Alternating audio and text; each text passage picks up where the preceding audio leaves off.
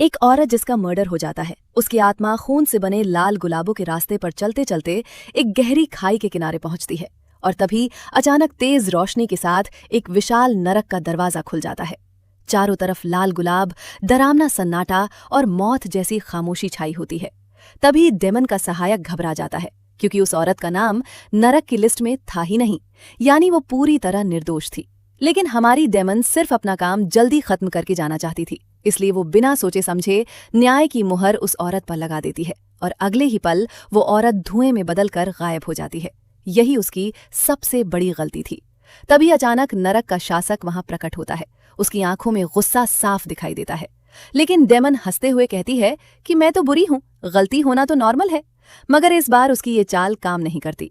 नरक का शासक उसे सजा देता है कि अब उसे इंसानों की दुनिया में जाना होगा और 1 साल के अंदर 10 ऐसे अपराधियों को नरक भेजना होगा जो हत्या करने के बाद भी जरा सा पछतावा नहीं करते, वरना उसका अंत बेहद दर्दनाक होगा।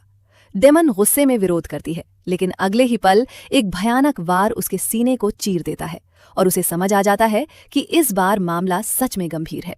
आखिरकार वो हार मान लेती है और काले धुएं में बदलकर उस औरत के डेड बॉडी में घुस जाती है, जो असल में एक जज थी।